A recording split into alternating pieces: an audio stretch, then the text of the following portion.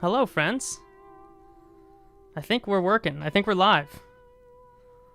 We're live. Pat has already given us shit in the chat for being 7 minutes late.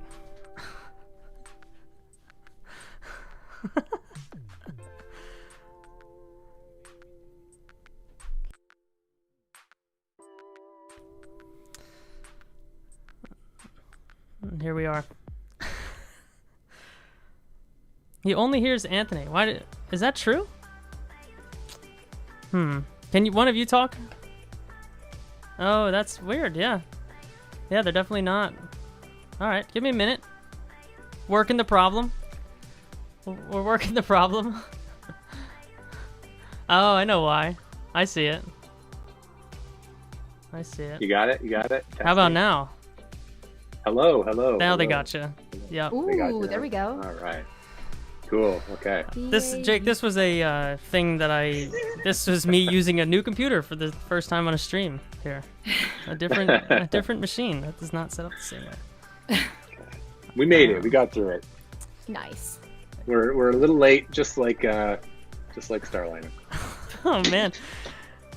Yeah, that's at least a real. It's not launching Saturday because everyone needs a little break. Yeah. Oh man. Yeah, I'm gonna save that content for the show. Is what I'm gonna do. Fair enough. All right, I'm good. Are we good? Well, let me just make sure my microphone's right. Oh, now that's the right mic. Yeah, that sounds way better. Sounds better. Yeah. It's maybe a little low, but. All right. Good, everybody. Oh yeah. Wow, that's way better. What were you using before? AirPods? I forgot to set it, so it was set to probably this MacBook in front of me. Man. Well, Jake, you're back. You were away for a month. Yeah, I'm here in the temporary studio. Yeah.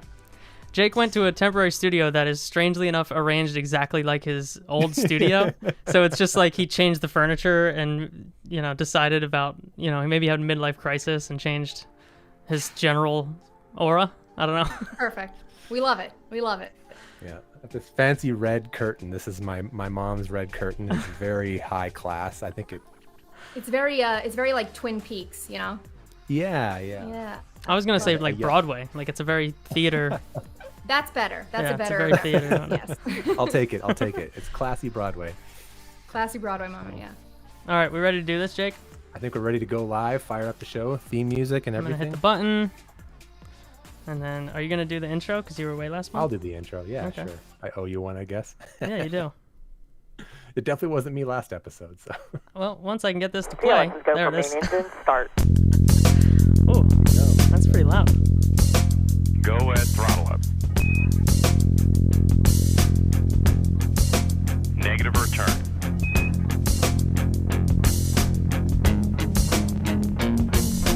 Then we see a nominal Miko. Welcome to space. Well, Anthony, I'm back. I'm here. Thank you for taking care of the show while I was gone. I was moving. It's a pretty generous description of what I did. Taking care of the show. I was moving, and it was the worst thing that I have ever done in my entire life because it was on June 29th or whatever was the day that the movers were all booked to come to my house in Vancouver. And this thing called the heat dome came. I don't know if you heard about it. Oh, I forgot that was perfectly coinciding. 45 degrees Celsius in Vancouver, which I'm just doing quick math is like 120 or so, it was like the hottest Canada had ever experienced in the history of Canada. And I don't have air conditioning in that house because no one has air conditioning in Vancouver. That's just like why would you need it? And so my bedroom on the top floor was like, I think it hit 39. So like you couldn't even sleep in it. We had like escaped to a hotel and there was air conditioning and stuff because our cats would have like died. And so the movers didn't show up and it was a whole nightmare, but I'm here. I made it. I got through it. I'm in this, this is my summer abode. It's the temporary studio. You guys will see it today and maybe one more episode and then we'll move on to the next thing. So, and you did really like a series of meetups as you traveled across Canada. Yeah, I got to spend some time with some listeners in Vancouver, and then now I'm in Alberta, and I got to see some people in Calgary, which was just lovely. It was great. It's been a while since meetups. Yeah. So starting it's a thing. to wind him up again. Yeah. But we have a guest with us today, We Chelsea. Chelsea Gohd from Hey. space.com. Did I say that right, Gohd? Yeah, you got it on the first try. Very rare. I think it's because I hear you say it on press conferences all the time, so it must stick with me well Fair. enough. But Fair. thanks for coming though on usually the Off-Nominal. PAOs at NASA just say the one in the pink, and I'm like, you know my name. We just spoke. Come on. It's good to have a brand. Like, we're on air. Like, yeah, right. But thanks for having me on. This is a lot of fun, guys. Yeah, we're really excited. I think we had just sort of planned this as like a regular episode, and it was going to be, okay, we have an episode every month or so. And then this week ended up being such a dramatic, chunky week of crazy space news that this ended up being awesome timing. So I think we're going to have a lot of fun Chunky today. week. I like that description. I like that. The best Yeah, I part was is like, that oh, Chelsea, man. you're one of the guests that we have that's like, we're thinking about this thing now of like, let's have guests on that do really interesting work and then talk to them about their work. And then all the drama happened that everyone wants to talk about. So we're doing both. Yeah, it was like every day this week was like, oh man, that was so crazy. I'm so tired, but like nothing Can't get worse. crazy could possibly happen now. Like, no. Yeah. I think I logged off when I read an article about a man with a jetpack flying over LA. I'm like, I'm done, I'm out. Oh, he was I'm out. back? The jetpack guy was back? Jetpack guy. They is haven't back, figured and him out yet? People are like emailing me like, there's aliens, and I'm like, it's just to do with a jetpack. I'm sorry. I don't want to burst your bubble. It's Sentences just that to if do you with a said when you were like 7, you would be like, what? It's just to do with a jetpack. What? jetpack. It's just to do with a jetpack. Like, You're going to shrug it off that easy? Yeah, like, of course, it's just like flying cars, do the jetpack. You know when you're a kid and you're like, in 10 years, it's going to be the Jetsons. It's been like that for a while. Jake, should we start with some drinks here? I think we should do some drinks. Yeah, you want to kick us off? Yeah, I fully intended to drink this Trogs Hazy Charmer. Is it going to focus? Which is a cool one. Ooh. But we had dinner in Rittenhouse Square. We had a pizza picnic, and we didn't quite finish this bottle of Soave that I had poured into this Yeti that can hold an entire bottle of wine. So I'm going to finish this first, and then we'll see. That's a large container. Well, it wasn't. I appreciate wasn't the only one drinking this. Oh, you don't need to defend it. It's Yeah. a beautiful No. container. I appreciate it. 1,000%. This was one of my early pandemic purchases. Once like drinking outside was totally legal, or what, I don't know. I feel like you know how you can do like citizens arrest. I think we did yeah, a like- citizens legalization of drinking outdoors wherever you want. Yeah, I remember So- I was living in New York until recently, and a couple years ago, the mayor just made some announcement, and it wasn't like public drinking was legal, but he basically made this public announcement like, we don't care anymore. We're not going to bother you anymore.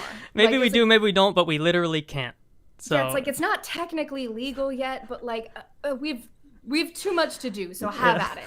Yeah. Very, very funny. Yeah. so that's what I'm working with. White wine out of a Yeti. Cool. Very classy.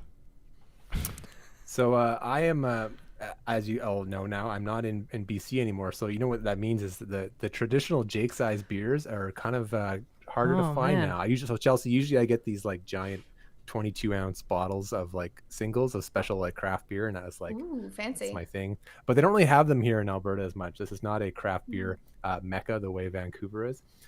So I was going to get a craft brewery here in Medicine Hat, where I am. You set up Medicine Hat so well on the last show, Anthony, calling out my little hometown. I did, there. yeah. So there's a couple of craft breweries here, so I was like, okay, I'll go get one of these. And I had like one in my fridge ready to go. But then I went on this road trip last week, or this week. It was like a couple days ago, and I was stopped in a liquor store, and this thing caught my eye, and I had to get it to take the place of it. So this is from Pile of Bones Brewing Company, Oh, which is Oh, from nice. yeah, it's Regina, Saskatchewan. So it's a good prairie beer still, and it's got Orange Rocket is good on it. So Space Cadet IPA. I had to get it. It was like it's got obviously orange It's this is what I rocket. have to Wait, do. pull that up again. Let me see that. Oh, it does. It has solid rocket boosters. They're very faint. Yeah, it's like kind of like They're a shuttle faint, but with they're no shuttle on it. there. Yeah, but it's like a Yeah. shuttle. It's like if we did the shuttle C where the cargo is attached, but it's a Exactly, house. yeah. It's more detailed than most like shuttles Yeah. on merch is usually. It's it's appreciated. But they have like the That's awesome. segments correct on the solid rockets. Mhm. Impressive. Yeah, and you can kind of see like the weird little seams and stuff near the bottom of the nozzle here. It's pretty good. I'm pretty impressed with it. That's a good It's one. nice. It's very clearly like done in Illustrator by someone who's not a professional artist though, but they just spent the time on it and got it right. Yeah. I it's identify good. with that. Yeah, it's Yeah, totally same. me. I'm like, I can see the shapes that you use to make that. It's great. So. Yeah, so this is what I'm drinking. I do have a backup though, just in case. Medicine Hat Brewing Company. This is a blueberry vanilla, Ooh. which Fancy. is like a sweeter. Yeah, I don't normally like this stuff, but this one's really good, and I'm pretty happy with Those are it. two I've words never I had don't a need near my beer. blueberry or vanilla beer, let alone. Yeah, what? Good ice Interesting. cream, Really I good. guess, but I've always Yeah. liked well, specifically blueberry and raspberry in beer. So this was like this caught my eye, and the vanilla just makes it. It's like not quite a stout, but it's good. Very interesting. Yeah. Wow. Chelsea, what do you got? So I don't really drink very often. So I've got a very large, this is like my 5th of the day.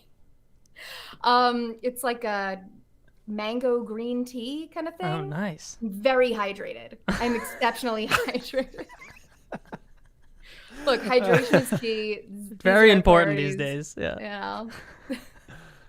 Oh, mango green tea. Okay, There was that's so that's a much flavor I wouldn't have anticipation put with together. this is my 5th of the day. We're like, Just like, Yeah. are you good? Like, Oof, I'm 50. in Pacific time, so it's like it's only 6 p.m. Like, are you good? Like, but yeah, I'm just very hydrated. Yeah. Okay, that's great. Yeah. Well, you're gonna need the hydration because there are some. This is an endurance week for news. I It's think. been I feel like it's Friday. I should be like, take a deep breath, like relax, and it's like we're just getting going. Just- it's cathartic. You and- got to get it out. Anthony, some of the people are begging for a hot drama. I alarm right heard him, but I don't know which one to ring it for first. For a what? So which do you think was hotter drama this week, Chelsea? The Russians Oh. almost destroying the ISS by ripping the solar panels off, or Blue Origin being dunked on by the GAO while simultaneously offering $2 billion to undunk themselves? Well, they offering it like, please, we'll give you $2 billion. And it's like, no, pass. Honestly, I feel like the Nauka Russian module is still way juicier. Hotter 'Cause it's drama? like, we expected Jeff Bezos to get shut down. You know, we've been seeing him get dunked on days on end, but you know, the Russian module, the Nauka business I was not expecting it. I don't know, maybe other people were, but after over a decade developing that thing, I think working you on can that add a couple thing, getting decades it to ready that. to launch. Yeah, at least a couple. Like, oh my, it's been a long time. So yeah, that was Hotter drama. nuts. Chelsea Hotter calls drama. it hotter drama. I'm calling it Here hotter it is. drama. Nauka, Russia, I hottest gotta hit drama the play of the button. week. Hot drama. There it is. There it is. Nice. So- yeah, that's as shock jockey as we get, hopefully. But Nauka was this kind of thing happens a lot in space where there's like a small failure that leads to another small failure and things snowball a bit. Like a little bit of a software glitch, you know, things happen, whatever. It's stuck in the it wrong was orbit. a short-term Yeah. software. A glitch. short-term software situation or whatever. But this one was the ultimate snowball. From like number one, because like it wasn't like Starliner's previous attempt where we were like, well, this will go well. This was one Yeah. that we all knew heading in that like Oh my God. already problematic. There was reports like 2 weeks before launch that they didn't install thermal shielding in certain areas at all. No one really thought it was going to go great. We were all like hoping. We're like, you know what? Things are going fine. It's a little It bumpy made on the it. way up, but It it's launched. docked. Made it. Like Oleg's on his way to the hatch. Like we're going. And all of a sudden, it starts firing its thrusters into the space station. I think I mean, what? I've heard the I have to pull up the guy's title again on that Roscosmos webpage because his title was Yeah. forever long, but apparently it was trying to undock. It was like aggressively Really? Yeah, it was trying to undocking, retreat. Yeah, it was trying to retreat. Yeah. I haven't seen that, but I'm not surprised. which is why they were like, close the hatch, close. Now that I think about that, that's so much more terrifying than I thought earlier That's- at like 4 p.m. today. yeah, It was because, aggressively I undocking mean, and they just opened the they were hatch. in this Zvezda module, so they must have had that hatch at least. Yeah, they partially had just open or popped on it open. Like, and so they were like, so that would have been game over.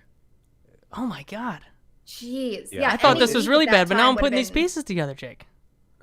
So this is crazy. Like this is like and the funny thing is how this like it launched, and then it was like bad. It was like the propulsion system's broken. It's gonna re-enter in like 30 orbits. I was like, oh my god. Jake made a shirt. He merchandised it right off the bat. I made a shirt to merchandise this. Save Nauka. Hey, you gotta make that coin where you can. I get it. Yeah, and then they saved it, and it was kind of like, oh, okay, well they got through that. It's fine now. Like, you don't need to pay attention to this storyline anymore. It was fine. And I got up in the morning and I watched the docking, and I was like, awesome, man. And like I was there was like some red flags in that docking. The cosmonaut took over the manual thing, which apparently he didn't. Apparently he didn't. Okay. They say today that nope, actually it was automated the whole way, other than them yelling that it was on manual mode. Yeah, they said which to me on that. does that mean that they? But does that mean that they meant to be in manual mode and it didn't work, and then it just happened to dock automatically? It to be completely autonomous, despite dunking on SpaceX previously for docking on. They're like, that's so dangerous, and they're like, we're gonna do it. And it didn't go super well, but yeah. And then I did the thing that I do all the time that I shouldn't, where it like. Soft capture confirm, we're good. I'm like, see ya, close the laptop. I was like away, so I just like went off to like go see a friend. I was at a friend's house, and you were meeting a goat or something. Rule of I think. Never relax. yeah. I was in rural Alberta, and like literally at a sheep farm. Like I was at a friend's sheep farm. That's sick though. That's awesome. And the cell phone reception was like kind of spotty. And I just like, we were talking, and I just like, I should look at my phone. And I look it up, and it was like our Discord had like sounded the alarm. It was like, hot trauma. There's trouble. And I'm like, what is happening? I couldn't believe it. So yeah, this story is wild. Like this is just what a week. Oh my god. Yeah, like at the time I was like literally on a Zoom call with Doug Wheelock. We were like doing like a Starliner interview, and I was like, oh, my coworkers, they got this module thing. It seems like it's gonna be fine. I'm like on this Zoom like with Doug, and I'm like trying not to look down at my phone. I'm like, shit, like, oh my god, like. And he's doing the same. He's like, oh shit. I don't think he. He had no idea. Oh man. No. That must have been fun letting him know. Yeah, super pumped for Starliner, OFT2, gonna be great. And you're like, yeah. Doug was lovely though, so that was great. But yeah, it was a pretty chaotic morning, and I'm in Pacific time, so it was like extra early. Yep. Lots of fun. Yeah. Okay. Oh my god. I'm like legitimately mad about this though. Yeah. Well, this is the thing is, and like NASA's doing their damage control, which they do, right? And like the funny quote was, the crew is never in danger, right? Yeah. Other than whoever it was in the Russian mission control yelling, "Close the hatch! Close the hatch!" Yeah. Close the hatch! Close the hatch. The space station is literally spinning a football field side, and I know it's the size of a football field. I was on the NASA press call, like that they were like emergency press call, like quick, like and so I'm on it, and I was asked about any crew danger and any space station damage, and they were like, there was no immediate danger to the like no one got injured or killed immediately, and we haven't confirmed any damage yet. I mean, it's they have to do it that way. It's their jobs. But it's like, the other side of it is like one of the flight directors tweeting, I'm never more happy to see the solar panels still connected to the station. Well, that's maybe undermining the crew is never in danger a little bit. Yeah, that tweet. I love how like Twitter has undermined all like embargo, all like it's just like, or I could just like tweet about it. It's fine. That's a problematic tweet. That one's gonna be brought up next week if it hasn't already. A meeting with HR. That's getting brought up in a performance review for sure. Although I don't know. See, here's the thing. I'm not to go full on like let's conspiracy this, but if you're NASA, you have to say publicly that everything's fine. We're all good here. How are you? Right? The whole Han Solo thing. It's stable, and we're looking into it. If it happens to get tweeted by someone who's not officially NASA that Roscosmos really did a bad thing and should feel bad about themselves, maybe not the worst thing. If I'm Bill Nelson, I'm not mad about it, is what I'm saying. Yeah. I mean, yeah, fair enough. Because it's also, obviously NASA has a huge part in it, but at the end of the day, it falls on Roscosmos. So I'm sure that while they kind of have to have a certain tone, show a certain face, I'm sure they're like, they want people to know what's really going on as information trickles out, which honestly, at this point, there's so much unknown and there's so much speculation. There's so much back and forth of like, what really happened? And I'm sure not everything will be revealed. Of course, not everything will be revealed. But yeah, it's still in such like I feel like it's still in such a weird place. It's like it just happened, but it's already like moving on. We're done. We're over it. Yeah, let's talk about Starliner. I'm sure it was like a scheduled tweet, but like right after it happened, they tweeted about like some other mission, and I'm like, guys, like some stuff's happening. You probably shouldn't be like tweeting about like we're excited to launch this other thing. Like, not the time. And that's right there is like if Roscosmos didn't spend, and I shouldn't put it on Roscosmos, I should just put it on Rogozin. If he hadn't spent like the past 5 years rabble-rousing and having all these snarky comments about trampolines and SpaceX docking and maybe we drilled the hole in the Soyuz, like all of that, you're just like you are NASA by the nature of the partnership has to have some reservoir of goodwill towards Roscosmos just to keep the thing running. Of course, but that is drained at this point, and then this happens, and I'm sure things are. And then they're tweeting, "Hey, we're excited to add the next docking module on top of Nauka," and we're like, "Us too, yeah, we're super pumped for that." Yeah, another super pumped another whenever module. It's not like super critically dangerous to do that. Does this one not have thrusters? Because that would be cool if it didn't. Yeah, so would love to be doing that as well. Yeah, can we have the arm grab this one? That would be really great. Yeah, new rule. We grapple when in doubt, everything. Canada arm. Yeah. Yeah, no, it's nuts. I mean, I was kind of thinking like this feels like it's a way bigger story than it's like getting credit for. Even like, I think space circles kind of have like they understand it, but like this should be way outside of space circles. Like the Russians. I mean, it should be like national news, like not just like space outlets, space publications. It's it's a pretty big deal. We were deal. looking today. We were looking like, and it was like bottom, way below the fold and on CNN or whatever. But like the Russians basically just crashed a ship into the space station. That's effectively what happened. I mean, I guess like I could kind of see like because NASA's statement is so like passive and vague, and the statement they have to make, and because Roscosmos like we don't know the exact details. I assume people are, I guess, just holding off until like don't want to cause a panic, don't want to raise alarm bells and then have to turn in your badge later with a big apology. But yeah, I mean it's a huge deal, and I'm surprised more people aren't talking about it because all it's happening. I'm like, oh my god, like what's happening? Our editor in chief, who never takes a day off, like ever.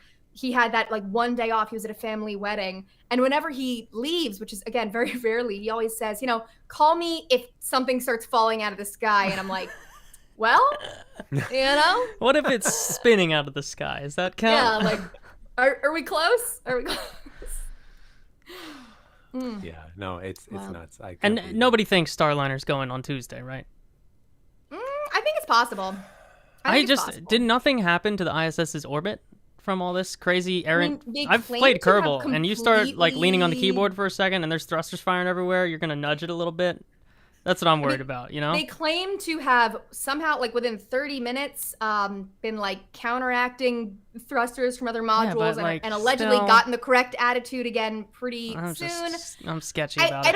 I mean, it's a little sketchy, but I think by Tuesday, I would be surprised if that was still an issue. I mean, now there's a million other constraints. You've got weather, you've got the Air Force launching classified missions, you've got a million other things going on, so who knows? But I wouldn't be shocked to see Starliner go up on Tuesday. It'd be good cover if something happens. Yeah. Just be like, well, things are a little weird still after Nauka, and didn't quite make it this time. I don't know. Sure, Boeing is not thrilled. They're like, we waited a year and a half. Yeah. We did all those reviews. We did all those fixes. It's unreal. Unreal. Yeah. Yeah, I think you're right though. Like we're not gonna learn the full extent of this for a while. It's not even gonna be like a big thing. NASA's basically done with it though. Well, because they of course want to minimize it as much as possible. I mean, even if it comes out like there was some malicious intent or some huge oversight or some something got ripped off that shouldn't have gotten ripped off that they didn't mention before. I'm sure they're gonna try to minimize it as much as possible. To not cause a panic, not cause whatever. But we'll see. I will be very curious to see what comes out about it. Whether that's, I don't know when we'll actually really know. It's Yeah, Let's I see. kinda Who feel is like the it's just gonna astronaut on the fade U.S. away. side that's going to retire the soonest, and when is their book deal? Is what it is. yeah. Or- And then it's or- going to or be a bunch just of gonna just be like- space journalists in 10 years, like conspiracy Yeah. theorizing in a circle, like, no, they totally did this. And it's like no one else cares at that point at all. It'll be some like Christian Davenport scoop in like 18 months Oh, from yeah. now or something. Yeah. He's got it. He's got it. Yeah, He's on by it. the way, this happened, right? Mhm. And it's like Yeah, this no, it's huge nuts. expose, like all this information, all this data. And it's like, people are like, all right, cool. Eh. Yeah, we Like- already knew the Russians were bad. Yeah. It's like, come Yeah, on. and to that point, again, I feel like I've mentioned it on the past 4 off-nominals in a row. If you're someone out there and you're a China hawk and you're scared about Russia working with China, why are you scared of that? Is what I'm going to continue saying. That's all I'm saying. I wouldn't be that scared of it. I would be thrilled because that means no more Naukas on the Naukas, I should say, on the ISS. Yeah, Should we fair do the enough. next spicy hot drama, Jake? All right, let's dig into Should I One hit it spicy again? hot drama to the next this week. Yeah. Is this a double alarm? Oh, I gotta. Hot drama. This. I don't know how much we have to say about this one because this one is just like. We're Yeah, talking about the Bezos spicy drama. the Bezos Hail Mary. Yeah. Yeah, they're like, please. I was actually like, so I'm the kind of guy who will go to bat for Blue Origin because I think they Yeah. get underserved in the goodwill department, and Yeah. so and I'm a natural contrarian and a little bit of like I bring balance. I'll always try and bring up the underdog and take down the winner. That's how I work. It's just like a brain problem for me. But I'll normally go to bat for Blue Origin, but I was not super happy with this letter at all. No. I was kind of shocked about the letter, not just that it existed, but that it was like an open letter to Bill Nelson specifically from Jeff Bezos. And kind of how intense the wording was and how they were basically like, we're going to basically forego $2 billion. We're going to put all this on the line. We're going to self-fund this. We're going to cover any possible over costs, anything. And just all the wording around like, it's unfair and we deserve it. And I don't know, it felt like not the right call to me personally. It felt like they could have handled that in a much different way, especially with Bill Nelson out there. I mean, in a press conference the other day, but also he's been saying it constantly, like really into the competition aspect, really wants to return competition to HLS, like with new Congress funding. And it's like, NASA's going to bat for you with Congress, and like putting this letter That's out true. just kind of like makes NASA look bad. Yeah, wrong Like, name honestly, on top. like, yeah, exactly. Like you're kind of coming after NASA in a way and like accusing them of like not treating you fairly. Meanwhile, they're asking Congress for the money to include you, because I would just assume that they would most likely be the next, runner up compared to Dynetics. I could be wrong.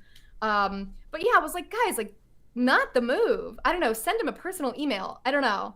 Like, Well, I mean, it was very obviously like for Congress, but I just Yeah. the thing that I took like the most like, I guess, I don't know, offense. I'm not really offended because it's your government, not mine. But like it just the tone, which was just very much like NASA is broke. They can't do anything, and only me, Jeff Bezos, with my giant checkbook, can save the day.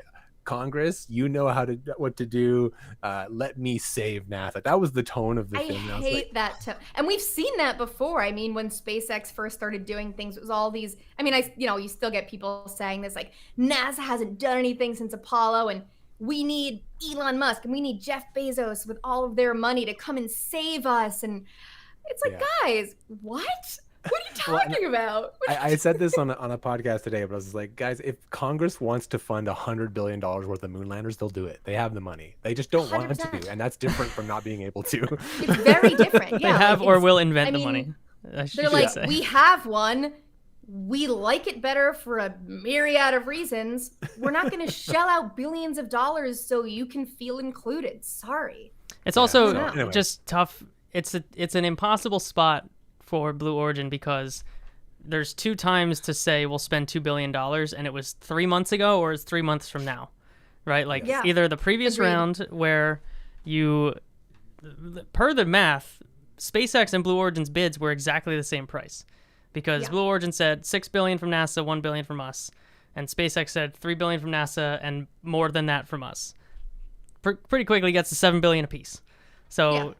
could have done $2 billion back then, or NASA has been putting the pressure on the last like month, saying, "Hey, we're gonna do this next round where like, admittedly, you're gonna have to self-fund a lot of it, but if you want to, then do it, and we'll buy some services from you." So Blue Origin's kind of there, just saying like, "Here's $2 billion," and NASA's like, "Great, put it either direction, but why are you talking to us about that? Like, file the I don't paperwork." really understand why they did it that way, and why.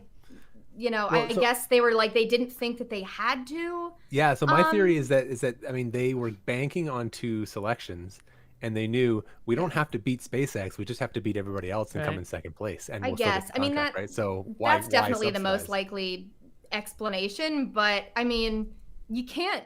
It wasn't a sure thing. Like, that is what everyone expected, but it wasn't a sure thing at the end of the day. And you can't tell NASA it's like legally wrong somehow that they didn't also choose you, because it's not. Yeah. At the end of the day, it's just not.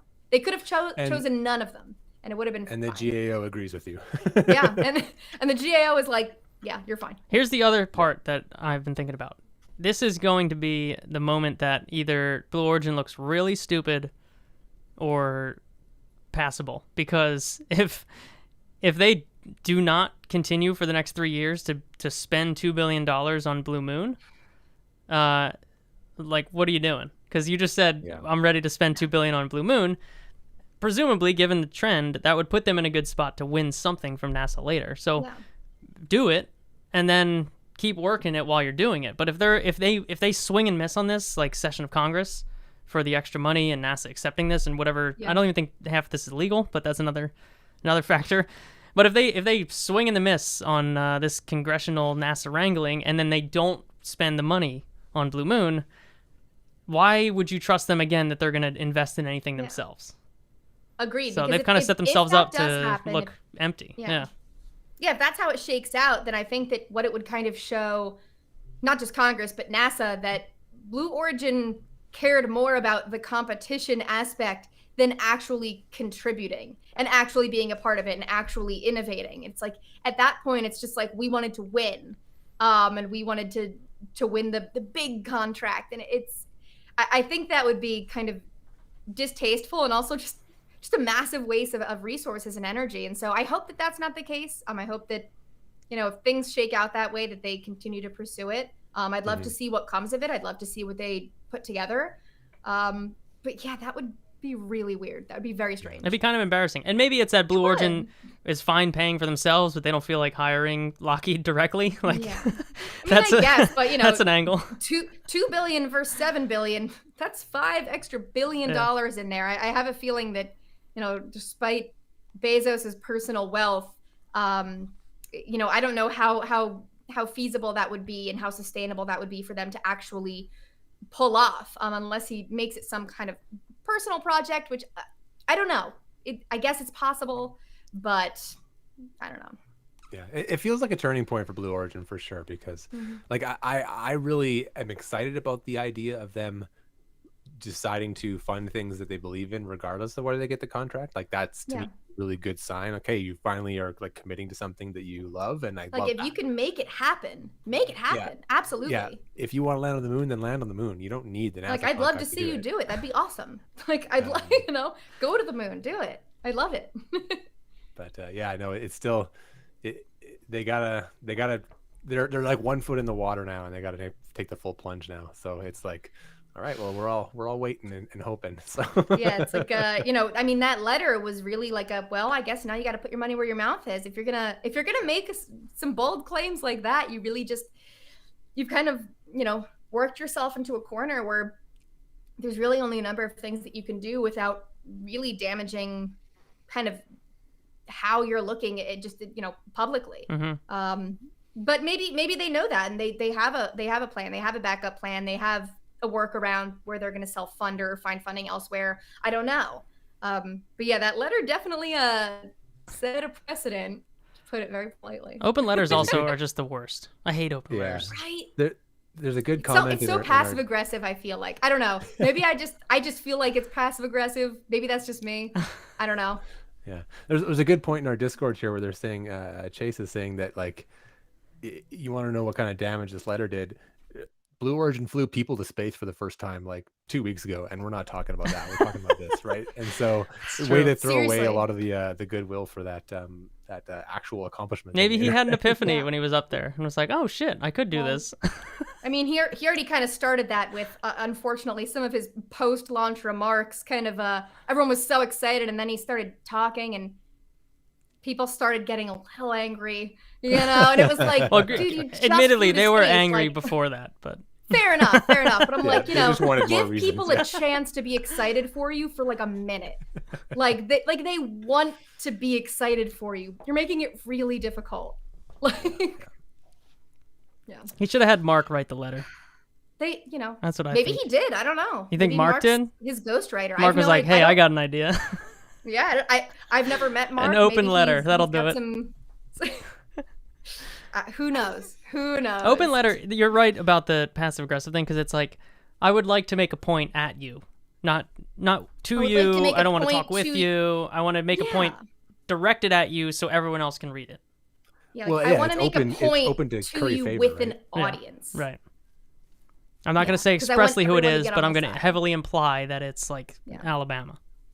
Yeah, though he did was like, this is for you, Bill.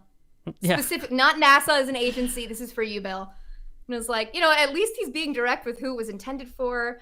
But yeah, I felt like there were just other ways they could have handled it with regard to just tone, how it was written, the fact that it was an open letter. I mean, it was written well. They got it wasn't a bad offer to NASA. Came a little late / a little early. Wasn't great timing.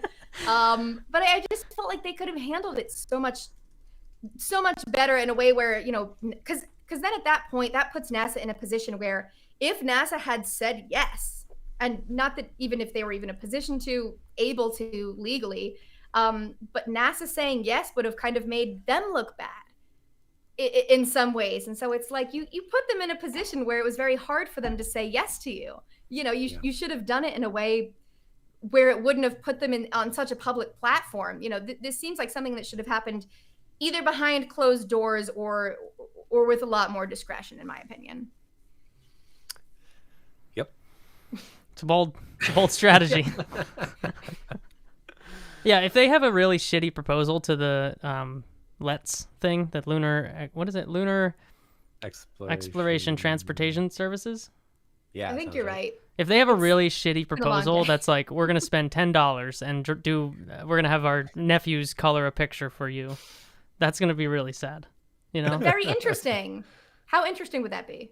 I guess it would be. It would give us some content. If that was literally their proposal, I would write about it in a heartbeat. We're going to have everyone draw pictures of the lander, and we're going to fly him on New Shepard to space. And then we're going to send them to Bill Nelson's grandparents who had the homestead. Like, look, I'll give you a lander for free. The Club for the Future. They might do that. I don't know. Yeah.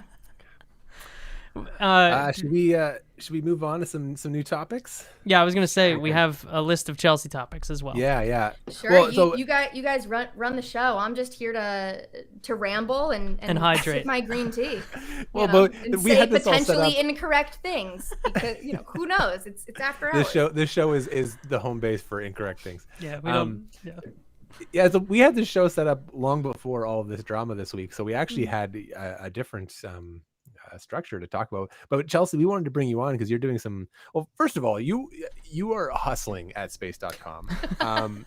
It seems like you write about everything there is in space. Like, Anthony narrows into his little segment for his podcast. I have a slightly different narrow segment that I go in on, and you seem to be writing about everything. So first of all, what is wrong with you? Are you okay? Do you need a life jacket or? Yeah, I mean, I try to have the niche of just science, and I love to write about climate specifically. My background's in biological sciences, and so anytime I get to do science-driven or climate-driven stories is always my favorite. But I mean, we just put out so many stories, and even just in the last year compared to previously, there's just so much happening all the time that it's like, I've got a niche that I would like to stick to, but there's a lot to talk about. Yeah. You know, and it's like you've got articles to write, videos to film, places to go, people to see, except in the last year. So Yeah. Well, here's They're all also the every stuff you do. several oh my hours. God. It's like literally every several hours. It's a lot. Oh, It's a cool lot. ass red moon though. That one night. Yeah, it bounces from like astronomy to planetary science to It's a to sick red moon, business right? It was really like, cool. look at all this stuff. Yeah. Actually, fun fact, I couldn't find a good photo of the red moon, and my, I guess, future father-in-law, my fiance's father, is like an amateur astrophotographer, and I was just like talking to my partner about like, I was like, oh man, I can't find a good photo of the red moon, and he was like, let me ask my dad if he has any, and he just sends that over, and I was like, thank you, oh my God, it was perfect, it was fantastic, and he was happy to let me use it, so that was just you know, things like that don't work out so easily that often, so that was a nice That's awesome. thing. Yeah. Can I tell you about this day on the East Coast though? Because it was insanely hot and humid here, and also wildfire smoke, and it was the worst of all the coasts that our country has to offer at the same Perfect. time. And it was like, this is truly something special. Californians will never understand this. I was actually in New Jersey So you know recently, exactly what I'm around talking that about. time, Yes. and I grew up in New Jersey. As did I. And I was Welcome, Jake, and to the Jersey God, Show. I got so spoiled by the LA no humidity. I'm like, it is 98% humidity. It is 100 degrees, and the sky is full of smoke, and the sun is blood red. Like, but the can moon I looks sweet. Like, why am I here right now? Anyway, Oh man. continue on. We don't need to talk about humidity.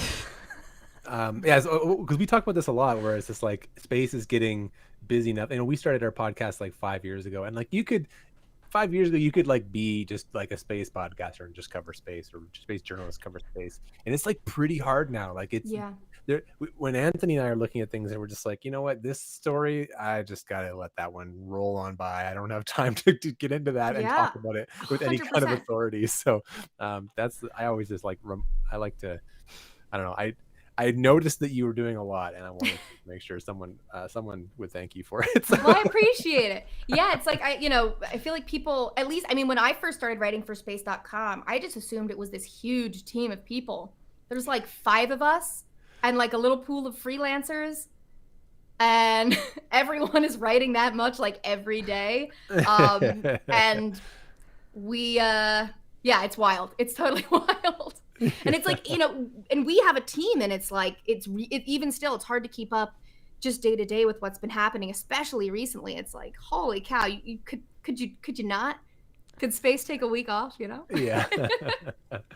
No, we don't get those weeks anymore. We used to get them. There was sometimes in the summer we could just like kind of chill out for 3-4 weeks and nothing would go on because everyone like else in was on between vacation. launches, like something big just happened, like settle down for a little while. And it's like, I was at the Virgin Galactic launch in person, and as soon as I landed and flew back, it was like, all right, time for Blue Origin, time for Starliner, time for Nauka. You know. What was that Virgin event like? Tell us, because it looked like, number one, if you were in the media area, you were like way off to the side, and I would like to hear about that. So it was different. So I had never. You looked like where you were where Jake and I normally are during the media events. It was different. So I had never been to a Virgin Galactic event before. I mean, obviously, it was the first event of its kind for them in a lot of ways. But yeah, it was different. So they had like two like temporary tents next to Spaceport America, and there was a guest tent for like guests of the passengers, astronauts, you know, future flyers with them, people who bought tickets, celebrities, and I guess celebrities, assorted. I saw a TikTok influencer I follow there. Wow. I I would not have recognized them, I don't think. I'm a millennial, but I've got a younger. Did you get sibling nervous? keep me Were you in the know nervous about about it, Gen or Z. you were like just I excited? was just so tired. I was like, is that person? And then I looked it up later, and I was like, oh my God, that was that person. Like, I hope it wasn't super weird. And then there was the media tent right next to it. And so the guest tent had like the big stage where Khaled performed. They had the stage with the astronaut wing ceremony. They had the astronaut walkout. They had, you know, they rolled Unity over there after the flight, so everyone could take a look at it. And we were kind of next to that. And the front of our section had the broadcast bleachers. So we're all like trying to sneak around the bleachers to like get a peek over the fence, because people also had sun umbrellas on the guest side. We didn't have sun umbrellas. Sunbrellas, I think is the term. Sunbrellas. Yeah. These like big white umbrellas. And I'm like, I can't. It was very difficult to see. So that was a challenge. And we're all like baking in the sun. And no tea, no shade, Virgin Galactic, but they only had sunscreen in the guest tent. And I am very pasty. You were asking the TikTok influencer, like, hey, could you, between those TikToks, like, could you hook me up? I'm cooking out. Could you just spray my arm real quick, like over the fence? Like, but I mean, so that was, there were some challenges because, we're there as media. I want to photograph things. I've got my nice camera out. I want to take nice photographs for the articles I'm writing. I want to really see what's going on. I want to see the walkout, etc. So that was definitely challenging. But the experience overall, it was a good experience. It was so unlike anything I'd seen before because it is a space plane and, it's suborbital. They're up and they're down. As soon as you go inside, plug in your laptop and start writing about the launch, they're landing and you've got to run outside, which was just wild. So it was fast paced. It was chaotic, but yeah, it was interesting. But I will say that the entire crew was very kind of gracious with their time and answers. They didn't land and showboat. They were pretty respectful and, it wasn't bad. It wasn't bad. It was interesting. I was really glad to have been there. I'll say that. What was it like watching the launch part? Because like, were you looking like, was it straight up? Like, what's going on with that? They got to fix that. I think they would need to go back quite a few years to fix that, to be honest. Yeah. So I think they may have had some audio issues going on. Branson's microphone on the craft didn't work. And so we didn't hear a countdown. There was no countdown. There were like these big speakers blaring it was like 80s pop music. I think there was some Blondie blasting. There was like some Whitesnake at one point in time, I think, Bon Jovi. And then all of a sudden... Did you get pumped at the Bon Jovi part? You were like, yes. Oh, yeah. I was born in Trenton, New Jersey. Yeah, that's what I'm saying. You were like, you had to get pumped. Yeah, it's not up to me at that point. Trenton makes the world takes, Jake. See, you get it. He gets it. But so it cuts the music, and all of a sudden the DJ, it wasn't Mission Control on the loudspeakers, it was the DJ who was running the event in the tent next door. Gets like, hey, yo, look at this, and is like, and just goes, oh, we're taking off, and I just, and it's not like in front of us, it's like, so we're, there's the tents, there's the stage, and then we're looking kind of like out into the desert, and it's not straight out, it's like kind of far into the right, which was on our side, which was nice. But all of a sudden you see it just kind of far in the distance, like start to roll and pick up speed. And it was like, and it was just it was smooth. There was no sound. It's like, you're used to rocket launches and it's like your whole body shakes and you can like feel it in your toes. And it's like, it's just regular airplane. Yeah. So, what about the drop? Was the drop more exciting? Oh, definitely. I think the most like viscerally exciting part was just the sonic boom, breaking that sound barrier. That was sick. But, I'm sound driven. Have you been to like comparison's sake, have you been to like Falcon 9 landings? I've never gotten to go to a Falcon 9 landing. Okay, I was wondering the comparison. Yeah. Although, unfortunately, I've never been able to. When do they break the sound barrier? They're probably a solid 50 or 60,000 feet, right? Like it was pretty quick after ignition, I guess.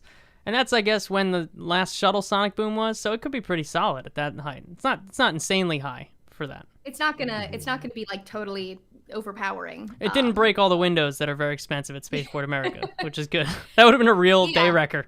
The first time they launch, it shatters all of the state's money that they spent on that thing. A real Horrible. Apollo 4 moment, right? Yeah. Oh my god.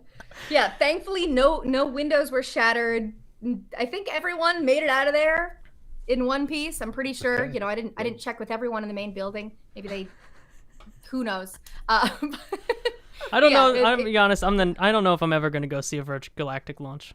Doesn't seem Yeah. like a thing that I'll get around to. It's just not drawing you to it. No. I mean, I get it, because it's like, I'm sure for the people going up and down, it's thrilling, it's exciting, it's a whole thing. But to watch it, because it's not a rocket taking off, it's cool. It's definitely cool. And for it to have been the first one like that, it was cool. It was, it was interesting seeing if it works, all that good stuff. But it's not like a very like visceral experience like a traditional rocket launch really is. Mm-hmm. Yeah. You might be into it, Yeah. Jake, though, because you like going to listen to launches rather than see them. I mean, the desert is also amazing. Truth or consequences, I would take any excuse to go back out there. It's just, and to be there, like, we arrived in like the middle of the night, and like seeing it go from like pitch black, freezing desert to like sunrise. It was very, Did you ride a bike in the completely early unrelated morning? to any space or science. Yeah, I rode my bike in. Yeah. I rode my bike all the way there, barefoot, with Elon Musk barefoot on the back of the bike. Yeah. We didn't even talk about that. Oh my God, there's been so many things. It was like 5 a.m. there, and someone just hands me their phone, and it's Twitter, and it's a picture of barefoot Elon Musk, and I'm just like, Yeah, nobody needed that. what? Like, did you Photoshop that? Like, what's happening? And apparently, I mean, I don't know if it's true, but Branson said in the presser after that allegedly, I don't know, according to him, Elon Musk showed up unannounced, didn't tell him he was coming, to Branson's, like, I guess wherever he stays when he's there, at 3 a.m, let himself in, and was just standing in the kitchen barefoot. Was like, hey, good morning. Is that good literally luck, not what's the most going on? believable thing you've ever heard in your life? Because it totally is to me. To be fair, I wouldn't. And no, wouldn't he also believe said that anyone else Elon doing had it not but been to Elon. sleep yet, and Branson was waking up, and that's when I knew it was Yeah. true. Yeah, that's 100% fair. true. That's true. Yeah, that's a true story. Elon had to do a surprise 1 a.m. inspection at the Nevada Tesla plant, and then he was really feeling pretty good about it, so he hopped on the plane and decided to go see a launch. Yeah. The barefoot I thing believe is that. funny. Maybe Yeah. we've just found out that Elon is a guy who thinks that you should never wear shoes in the house. Oh yeah, Maybe. You know? Yeah. I Do you mean, think he has secretly, those- I was hoping that Grimes Toe would make an shoes? appearance, maybe open for Khaled. I was like, come on, like, we didn't get to see Elon. He's probably long gone by now, but where's Grimes? Come on, make it happen. Oh my goodness. Okay. Where are we, Jake? yeah. Where are We're we at? descending. We're descending. Yeah. I told you, don't say go on a tangent. No, it's a it's perfect, it's mistake. perfect. It's a I love it. mistake to encourage that from me. So let's briefly. I wanted to just bring up this High Seas documentary that you just put out. Yeah. I say just. It was actually probably like a couple months ago now. Time but isn't real. It's fine. Yeah, but you were in the high seas habitat, which is Yes. way up my alley. I love space analogs, and I did a big feature on the 1 year mission they did with the 6 of them back Yeah. in the day. But I've been trying to follow along with it because there was some interesting stories coming out of that habitat for a while, and then I saw that you were on it, and you put up a little video documentary, which is totally worth watching. So we'll put that in the show notes and stuff. But maybe you want to just tell us a little bit about it, your experience, and then what you learned making the documentary and stuff. Definitely. So it was an amazing experience, and I would do it again in a heartbeat. High Seas is amazing, but of course there's a million analogs. Actually, a lot of my crew members are right now at Lunaris in Poland doing a mission. I'm very jealous of them. But Wow. I did a 2-week mission at High Seas, which for those who don't know, who might be watching or listening, is an analog Mars or Moon, depending on the mission, habitat. And it's located on the side of a volcano, Mauna Loa in Hawaii. And we were there for 2 weeks, and it was insane in every possible way. It was, everyone on my crew was really incredible. It was an all-woman crew. Everyone had like a completely different background. We had 3 fish come in with us, only 2 left. Things happen Had on to Mars. eat one? Yeah, and you can't flush them in that toilet, I don't think Well, either. So we were getting close. We were pretty low on food, which was one of the things that was happening. But so we were there during the 2020 presidential election.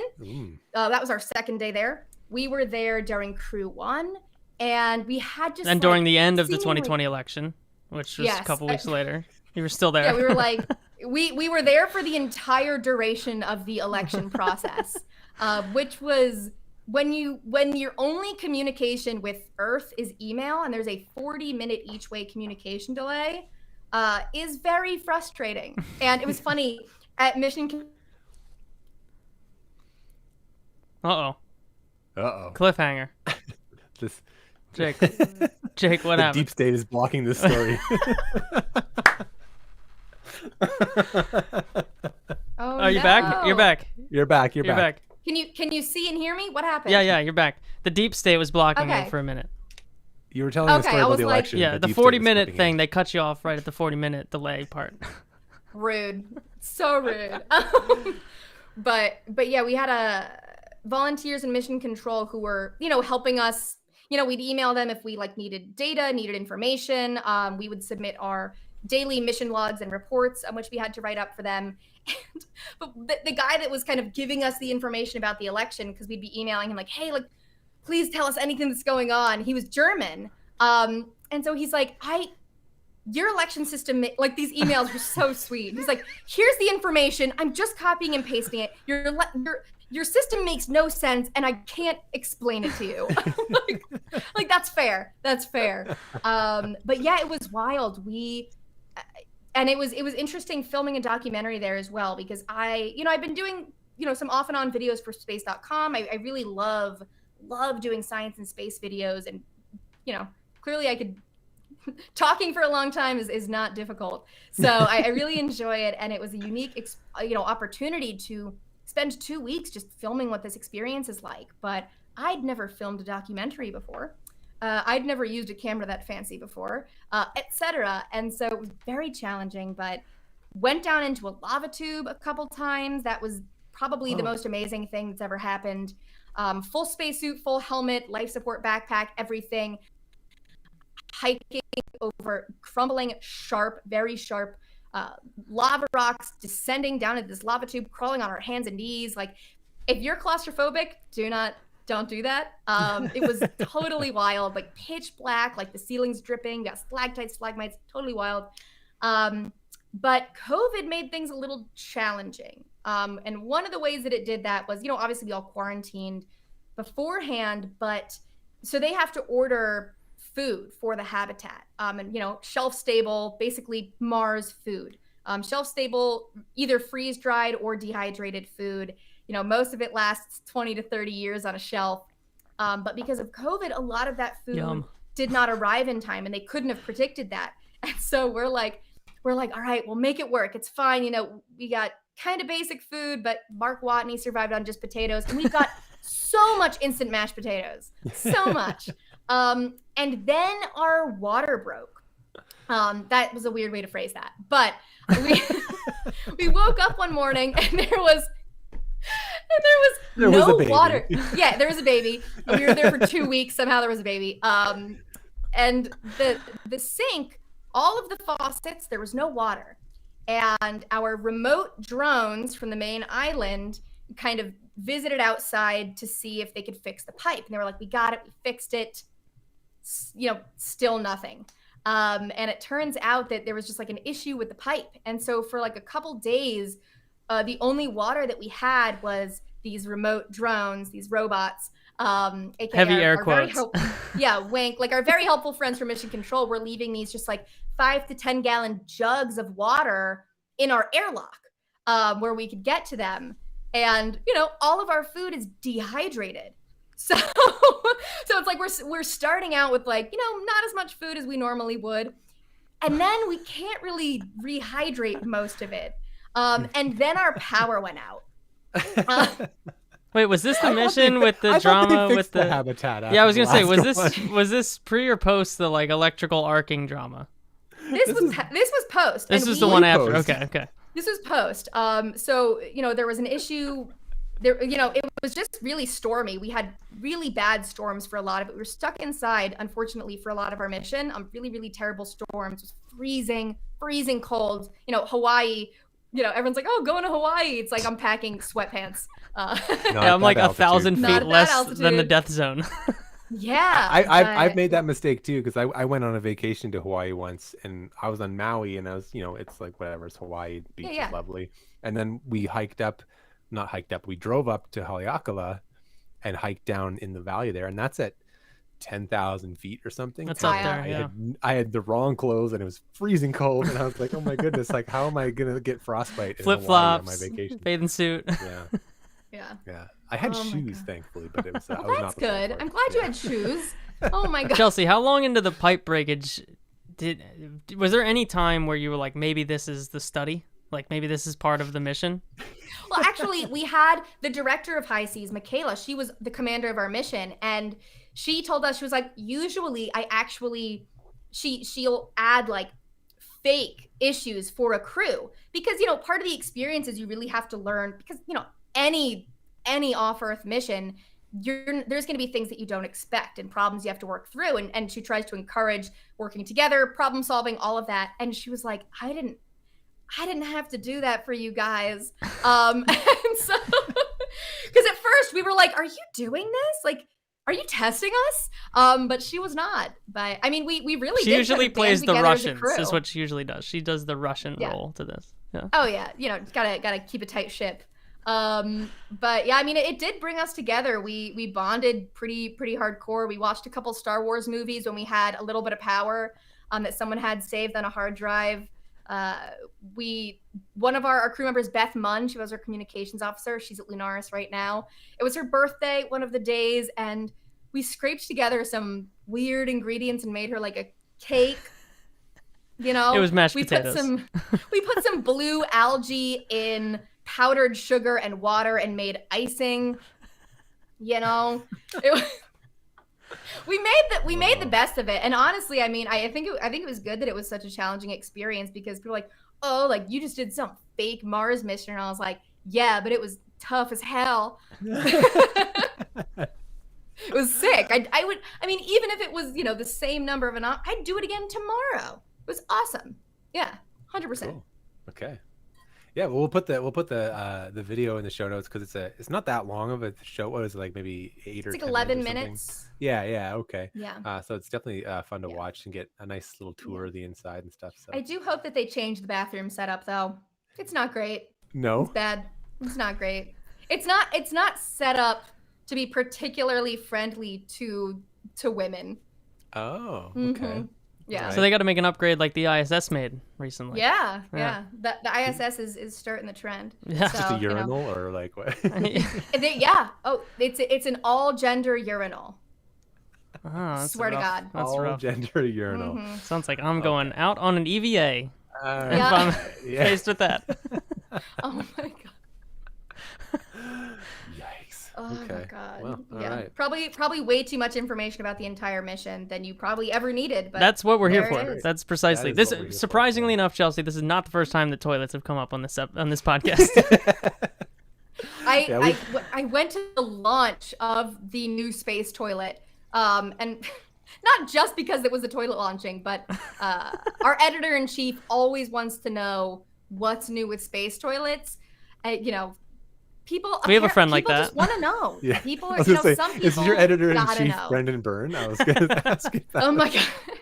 Look, I mean, maybe they just know that that's what the general public audience wants to hear about, space toilets. Like They're not wrong. in the chat, we've got Kevin who said, "Let's have an all-woman mission, but not prepare at all." Well, it's like they have a composting toilet. However, it's not set up in a way. I'm not going to go into details, but Is that a fancy term for just a hole in the ground? Like what? it's like think it's like a very paper bag. tall, actually. It's like so tall that because we're all relatively short, we all had to go on step stools to even reach it, and you have to feed it hamster bedding and microbes. Because I go hiking a lot and we have toilets out there that are composting toilets, Yeah. i.e. it all just goes down into the ground and then goes off into the nether, into the system, No, I don't think we've perfected, because then you'd have to go outside without the full suit on and break sim, and it's like, because no one is going out sans spacesuit onto the surface of Mars to use the restroom. That's not going to happen. No one's doing that. We need an airlock outhouse. That's what we need, right? We did have a little airlock. It was pretty nice. Our little pressure meter, little gauge, let us know which planet we were on, which one we could enter, which door we could go through. Never I like press it. the red button, kind of a thing. Wow, it's cool. pretty intense.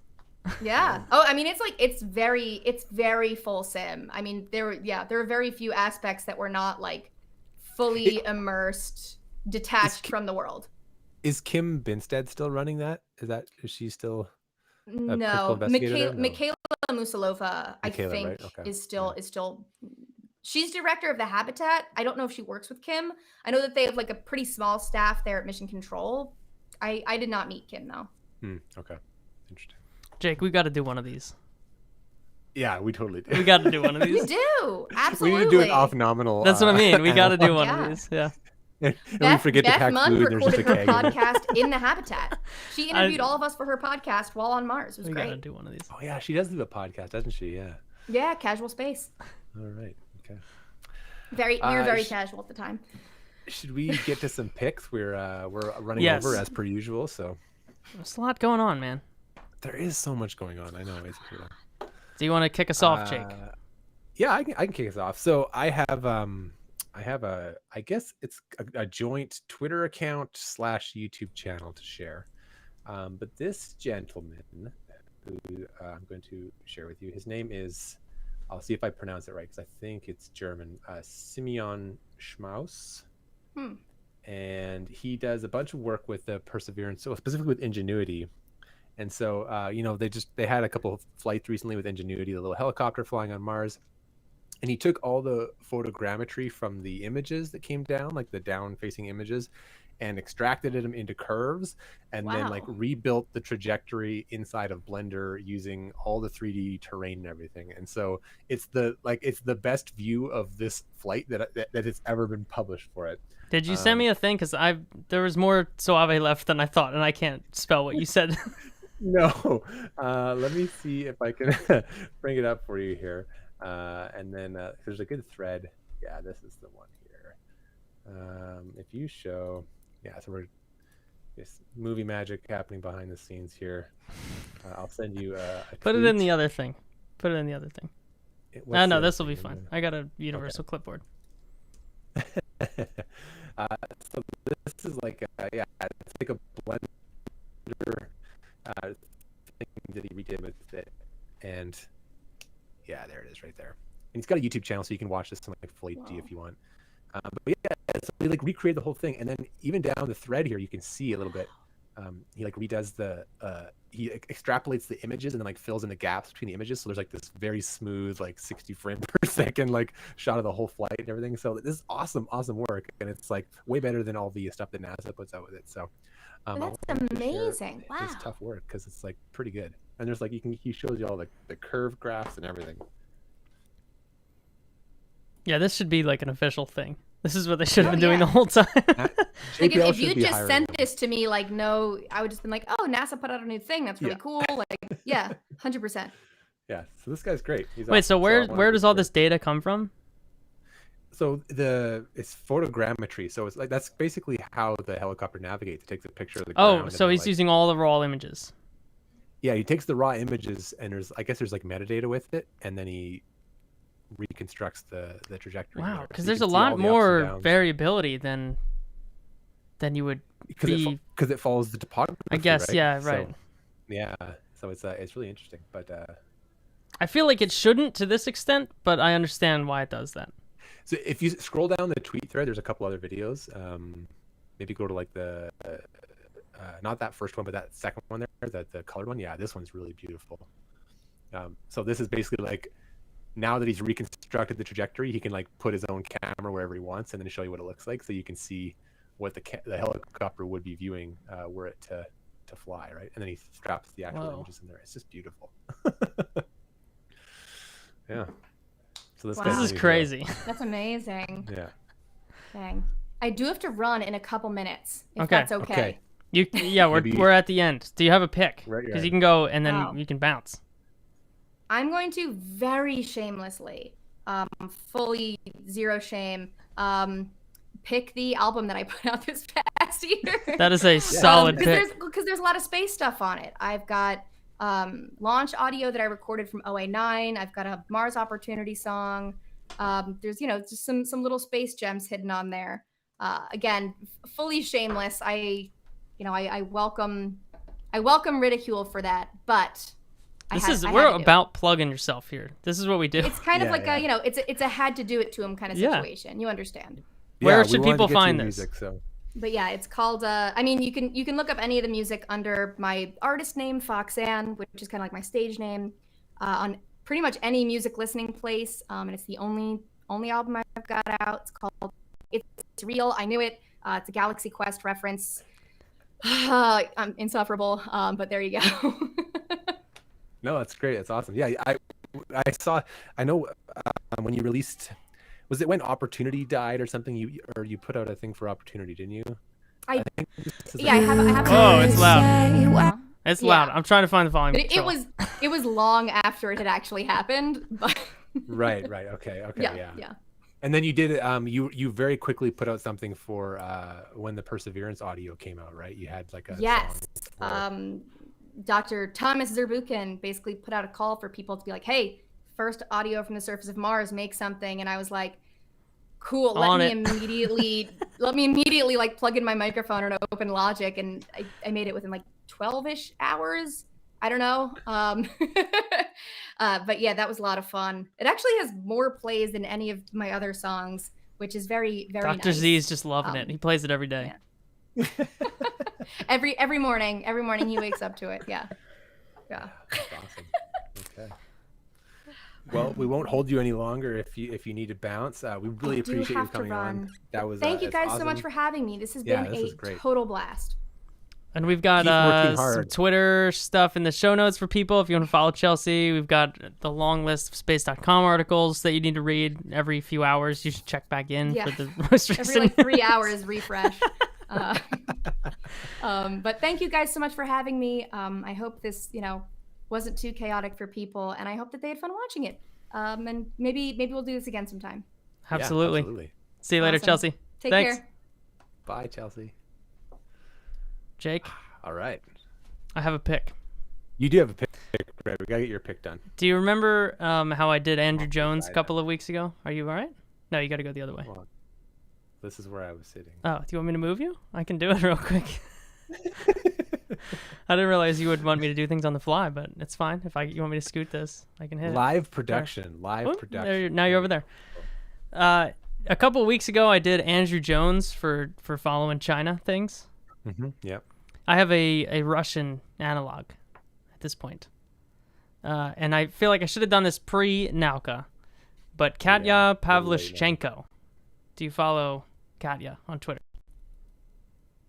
I do, yeah. Yeah, okay. So specifically, I'm trying to pull this up.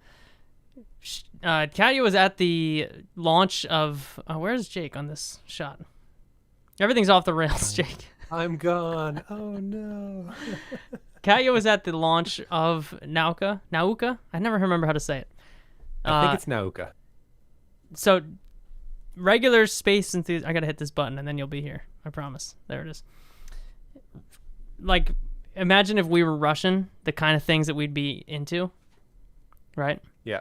This is what this thread is, because I think a group of people were at the Nauka launch and went to all of the like museums and various Soviet things that you need to see when you're there, all the artifacts and stuff. And these photos are kind of amazing because it's the stuff that like reporters don't go to in Baikonur, right? You got to go through this whole thread because it's amazing. There's like so many weird little artifacts in this museum. I think it's all in this one thread, but there's just like so much in this that is old and Soviet and amazing to look through. You got to check this out. So Katya has a great follow for all things Russian space.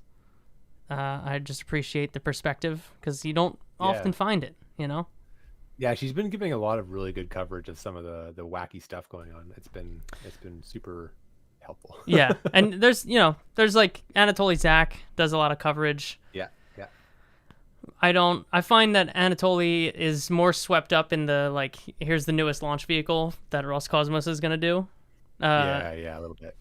But I appreciate both. So I'll do a dual pick for the Russian space perspective. So Okay, we got to check these that's people out. Very valuable, especially this week. Yeah. God. I'm so mad. Okay. Jake, Well, we other got than the through it, man. Nauka We shirt, got what are you through working on these days? Other than the Nauka shirt, so it has been a bit of a challenge for me because I've got so much stuff going on in my life. I haven't spent a ton of time on like moving projects ahead, so I'll fully admit that I Yeah, why feel is that? behind schedule. What's actually happening is I'm just taking time off like a normal person, and I don't like to admit that. So I feel I'm describing it as behind schedule, but really, You've I've been petting sheep and you've been sitting at lakes and yeah. So I mean, I'm in Alberta where I grew up, and I haven't seen anyone in my family since the pandemic started, and there have been births and deaths, and like the family composition is literally different from the last time that I was here. So we're just trying to take the summer to reconnect with some people, taking these antibodies out for a spin, and spending some time. So it's been really nice. So I guess the project, what have I been working on? Well, myself. yeah. You need it, man. You totally need it. Yeah. That's good stuff. Just that one Nauka shirt that I made in 31 minutes. Yeah, that was like requested. Kind of a joke, and people bought a few of them, so that's been nice. You do need to do a Save ISS variety of the Save Nauka shirt. Save ISS from Nauka shirt, yeah. Oh, man. What are you working on, man? Well, I've been in interview mode lately, Mm-hmm, and just been having a ton of people on that I've been meaning to talk to or love talking to. It's not done yet. I've got a couple more that I'm working on. I ranted about suborbital tourism on a recent episode. A monologue on that. I haven't checked in a while. I realized that like the stuff that I thought I cared about, I don't anymore. I don't care if it's a viable business model. I don't care if they're going to make money on it. I don't care if they're going to survive 20 years. They probably won't, and that's okay. And I'm coming to grips with that. So you can hear a rant if you would like. It was a good podcast. I liked it. Yeah. Thanks.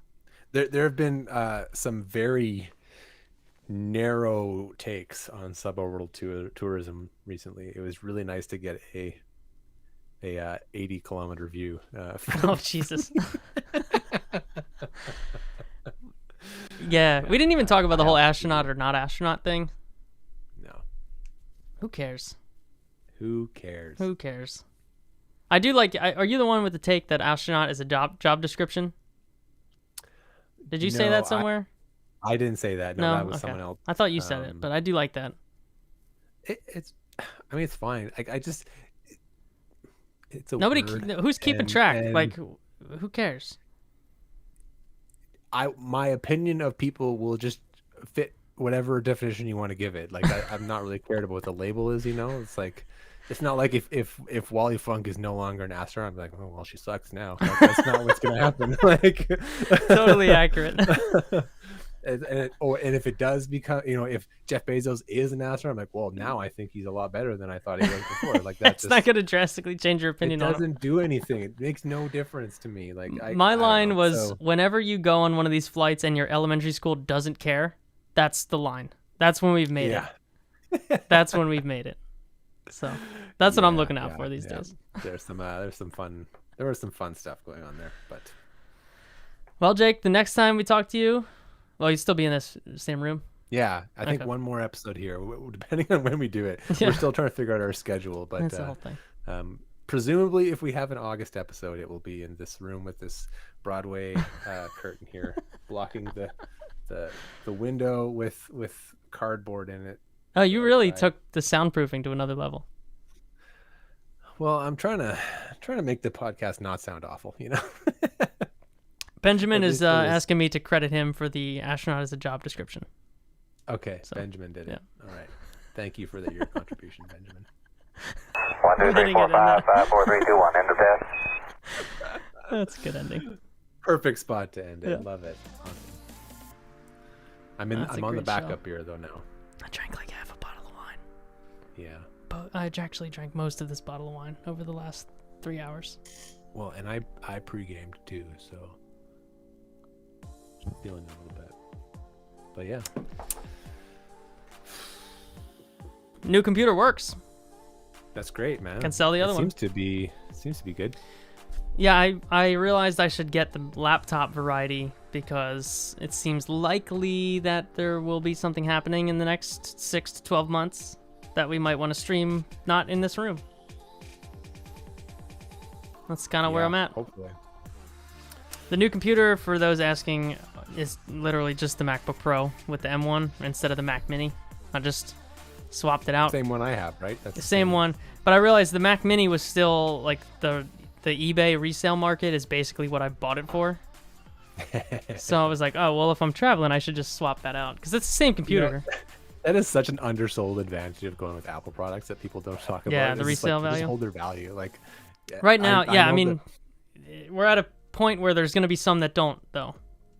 Yes. Anything with an Intel, you should be looking at selling that sucker pretty soon. But same with like phones too. Like phones hold their value really well. And I know that the first Apple I ever got was through this like work program where they kind of gave me a bit of funding and then I used it as a work computer, but it was my computer.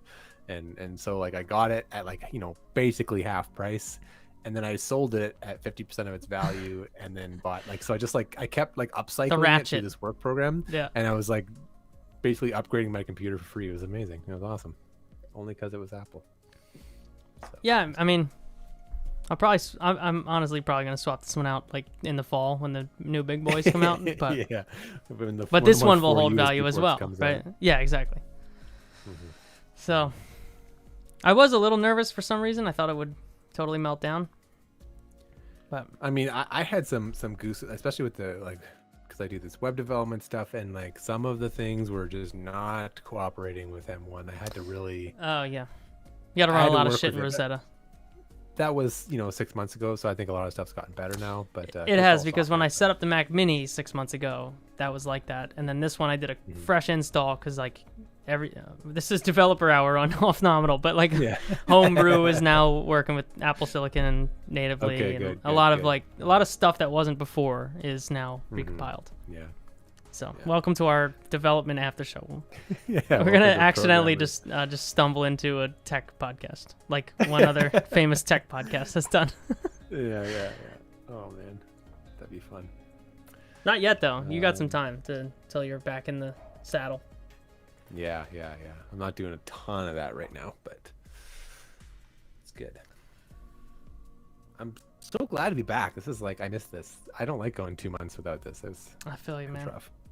I had a good time without you, though. I'm not gonna lie. Oh wow. Okay. That was a good crew. Good crew tonight. Brendan Byrne got a shout out. Brendan Byrne got a shout out. I like that he randomly texts us things. He does, yeah. He's good peeps. Can we show that one that he texted us the other day? Can we show Brendan Byrne texts on Off-Nominal? Yeah, is that illegal? He texted us this picture of just him right in front of Bill Nelson.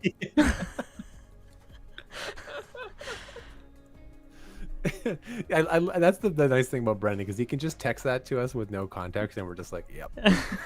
We know exactly what joke you're It's like to once a month he'll text us, and it'll be funny. I appreciate that about him. Oh boy. Post-nominal. What is that? This is the after show. Oh, are people discovering that we occasionally do this? Yeah. I agree. Chelsea was a great guest. Yeah, she was fantastic. We try to get good guests, guys. We try to make sure that we do some vetting. Yeah. Ugh. Off-Nominal after dark. Listen, Jake, if we want to just have a string of fellow Jerseyans on, I'm in. Yeah, what's going on with that? Because that's a few in a row now, isn't it? Who else did we have recently that was? And you discovered it after the fact. That's right. You discovered it live. Who was before this? Quickly pull up our website. Going to my podcast client and looking. Wasn't Miriam? No, close. Not. Well, maybe. I don't remember. Maybe. Wasn't Tim? Probably Don. not Leo Enright. I don't think it wasn't Leo. Oh no, well, it was Caleb Henry. I knew that one though. Yeah. Well, what do you say? I guess it's time to pack it up. Time to pack it up, pack it in. Pack it in. I'm doing the rest of the song. Thanks all for hanging out. Yeah, thank you everybody. Thanks for popping by. Future notice, our time zones are changing here, A little bit, yeah. so we might try some things that are different time zones. Yeah. I mean, we're so post summer. Everybody, look out in this space. We're brainstorming a bit, but we're trying to think of some new things to do. Right now, we are limited to after 11-month-old bedtime and acceptable West Coast drinking hours is what we're. Yes, that's the segment that we're attacking. Yeah, but I'm slowly moving eastward, and it's getting easier for Anthony to not have to stay up until midnight to hang out with me. Should we pick titles while we're here? I wrote down a couple. Did you? You want to do that? Maybe we should start doing this as our post show thing where we do it. I have aggressively undocking. Aggressively. Okay. When in doubt, Canadarm. When in doubt, Canadarm. Yeah. Well, you know I'll approve of that one. I saw a TikTok influencer. I like that one. And then our water broke. Was one I wrote down. Totally not misconstrued. And I had there was a baby. Those are the ones I wrote down. Baby. I don't know if anyone else. Double Hot Drama was getting some love. Double Hot Drama. I like either aggressively undocking or when in doubt, Canadarm. I saw a TikTok influencer is really good though. I like picking one from the guest. That always makes me happy. Yeah. People like aggressively undocking, undocking, but how do you feel about the TikTok influencer? Makes us seem relevant. It does. Or maybe it doesn't. Maybe it comments on our irrelevance. Yeah, maybe. Yeah, it's like you're trying to be ironic and you're not. The aggressively undocking one does fit like the headline story of the show. All right. Also, we did like tease. Dunking on Nauka Nauka, yeah. Yeah. Jason Davis was even getting in on that. He was, yeah. I like that. All right. He's like, are you gonna dunk on poor Nauka? I'm like, dude, like, yeah, he seemed to have some like reverence for Nauka. yeah. The editor-in-chief of Nauka Off-Nominal knows that this is our bread and butter. Okay. Nauka. You got to say it right. Nauka. Sheep farm, Kevin Miller said. I was on a sheep farm. I want to make that the album art and see the picture of the sheep. I had to have a shower later that day to watch sheep off me. Okay, that'll wrap it up. Yeah. See you, everyone. Bye.